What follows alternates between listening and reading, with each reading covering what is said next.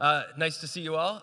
So I want to address a question today that a lot of people have on their minds when they talk to a roboticist like myself, which is, where is my robot, right? So since the days of the Jetsons and before, we've been promised robots like Rosie that are going to walk around and clean our houses and cook food for us and take care of our kids, right? But we've been given the Roomba.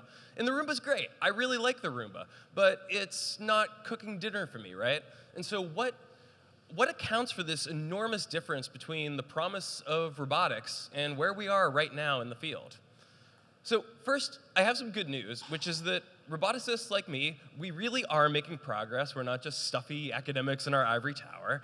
We are making great progress in a couple areas of robotics, including things like navigation, computer vision, and grasping. So as an example, this is a robot called the Turtlebot that used to be made by a company called Willow Garage.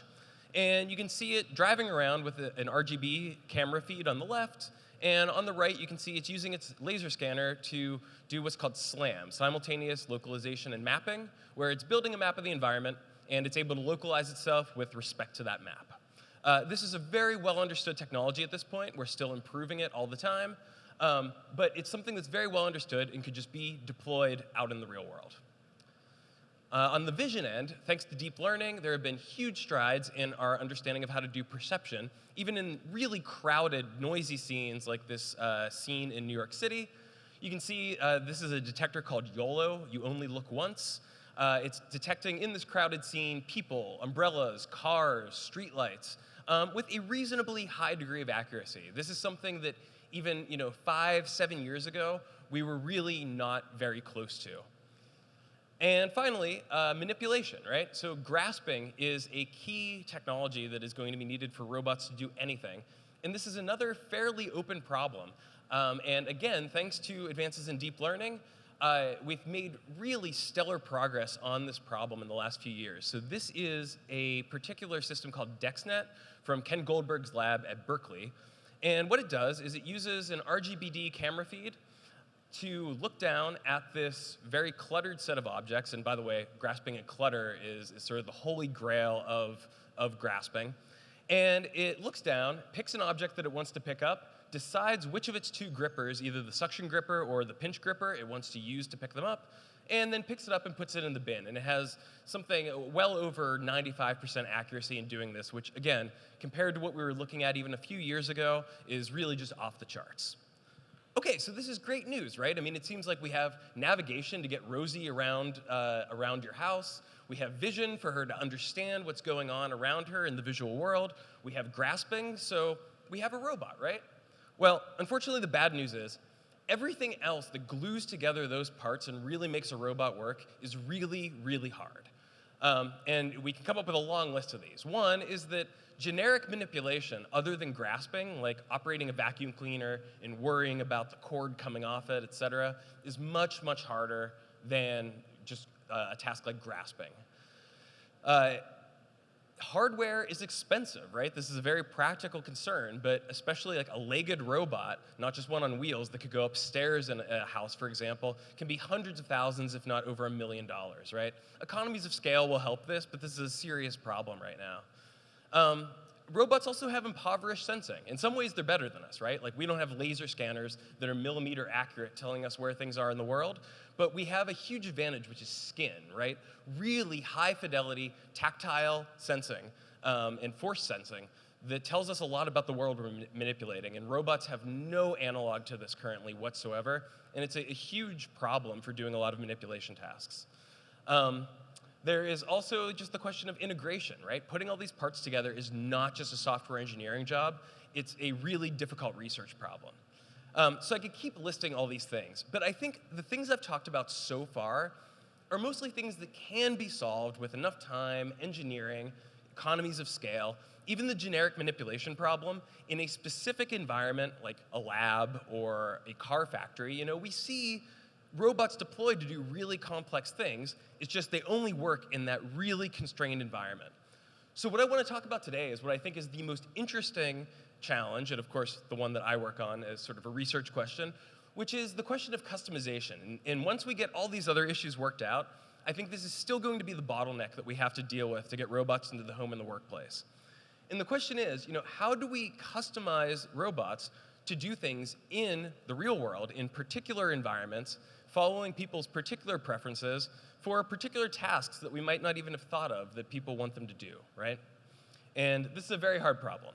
So as an example, let me show you this video, again, from Willow Garage, a now defunct robotics company. Oh, can you forward the video? Thank you. So this is a robot that has been trained to, in a very specific environment for a very specific refrigerator, go and fetch beers for people. If you can go to about the 150 mark. And it was a team of about 10 engineers that held a hackathon over a weekend. They were building on an enormous code base that was developed by about 50 research engineers. And over the course of a weekend, these 10 PhD-level researchers were able to cobble together a program that allowed the robot to go to the refrigerator, open it up, grab some beers, and deliver it somewhere in the office. So this is super cool, but it was really brittle. I think the whole demo was broken 3 days later because of other software engineering that happened. And it only worked in this really particular environment, right? And every time we want a robot to do something, we cannot send out a team of 10 PhD-level research engineers to have it happen. And this problem only gets worse, right? We don't just want a robot to do 1 or 2 different tasks in 1 or 2 environments. There's this combinatorial explosion of things we want the robot to do, right? Tons of environments, tons of tasks. And they might be, not just the robot doing something alone, like vacuuming, but it might be cooperative tasks, like putting together a table. It might be working with the elderly or disabled who could be hurt by the robot. It might be working with appliances like dishwashers that are different in everyone's home. So there's a very significant level of customization we need to really make this work in the real world. And so the research challenge that I look at in my lab is asking the question, how can we program robots so that they can be quickly customized and trained by completely naive, inexperienced end users, right? And one subproblem I like to think about, instead of every possible task a robot could do, is going to IKEA. And what I'd like to do is be able to take my trusty PR2 robot along with me to IKEA, show it how to put together all the pieces of furniture in IKEA, maybe 2 or 3 times each, and then have it be so competent after that that IKEA can just put it in the catalog and say, hey, if you have a PR2 at home, even though it costs $400,000 right now, if you have a PR2 at home, it can put these pieces of furniture together for you in your home, right? And so what's it going to take to get from where we are now to something like this? So my lab's been working on this, and in fact, we've been looking specifically at IKEA furniture assembly. So here, what I'm doing is giving what's called a kinesthetic demonstration to the robot, where I'm literally dragging the robot's arms around and showing it what to do. And what it has to learn from this, I give it 8 of these demonstrations, which is a lot. I'll come back to that. And what it has to learn to do is break down the task into steps automatically, figure out how to generate skills to accomplish each of those steps, figure out how to generalize each of those skills to new situations, which is why it needs to see a couple demonstrations. This is very hard. Tons of things can go wrong, but we did develop algorithms that are able to do it and create this kind of map of the task that is essentially a set of skills and rules based on what the robot sees in the world for what you should execute next based on what you see in the world. And sometimes this works spectacularly. So you'll see the robot here, it grabs the leg, it lifts it up, it's going to be successful in the insertion, screw it in, everything's great. And you can kind of see on the right the task progressing as it goes, the skills it's executing. But this doesn't always work, and we need a mechanism for continually, in a lifelong way, being able to interact with the robot when things don't go well. So here, in this scenario, so what we see here is that the robot's going to make a mistake. It's going to go in for the grasp.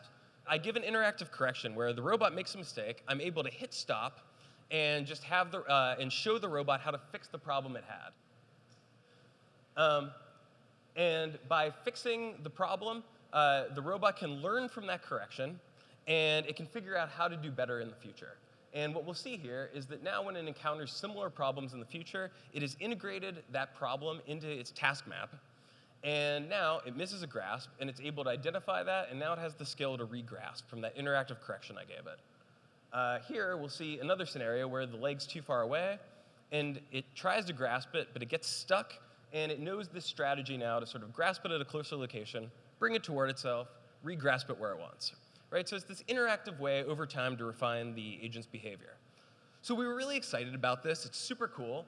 But the problem is that we need a lot of interaction to do this, right? Like I mentioned, we needed 8 demonstrations, which is pretty annoying for something this simple. And you can imagine it only scales to be worse and worse with how complex it gets. And you need all these interactive corrections over time. We have to do better.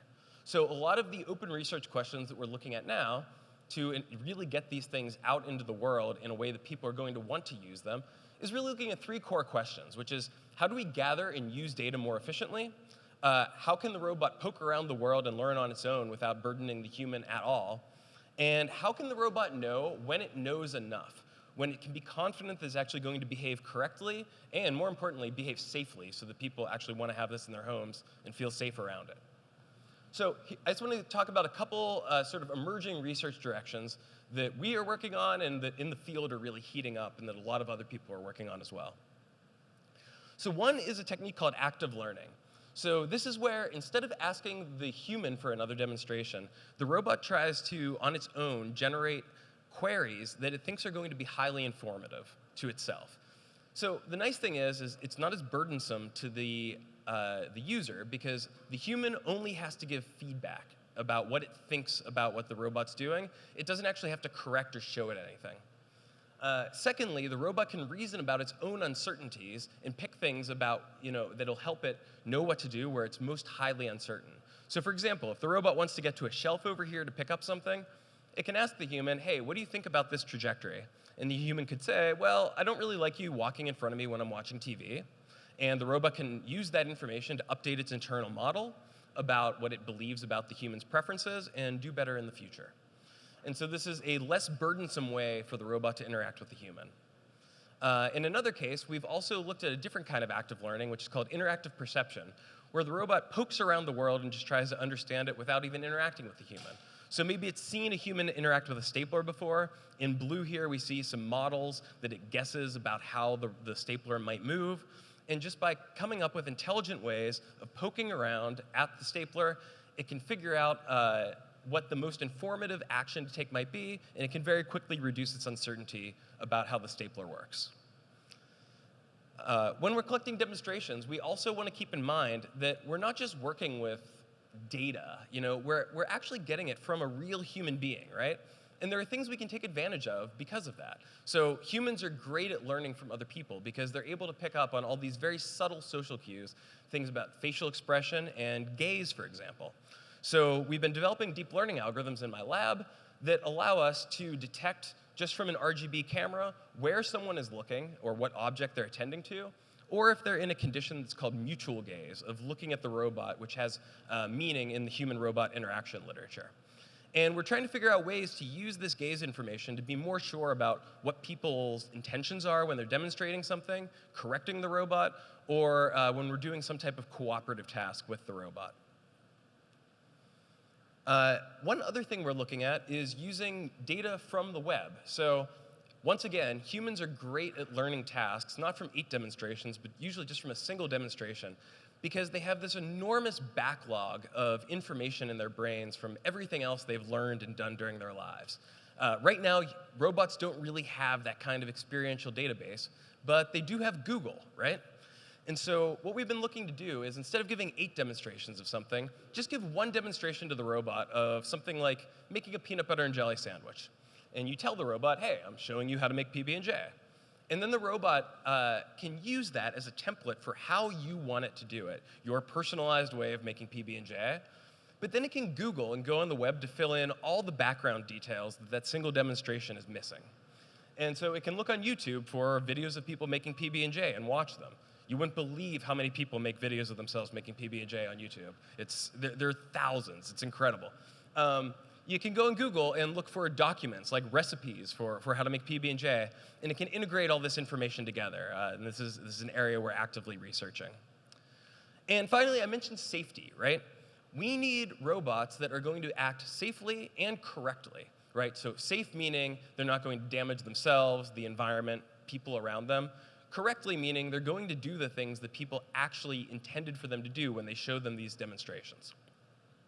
And to do that, we need a sort of Donald Rumsfeld sort of idea, right? There's things we know we don't know, and then there's the unknown unknowns, right? And so we need a robot that knows what it knows, right? That can get inside the head of the demonstrator and actually reason probabilistically and say that either I've seen enough demonstrations and I get what's trying to be shown to me with a high level of confidence, or I'm not entirely sure and I think I need more data, right? And so we've actually developed probabilistic techniques that allow us to do this kind of reasoning that can give both guarantees of being safe and not violating certain constraints, but also giving us guarantees that we are within some epsilon of doing what the person really intended for the robot to do.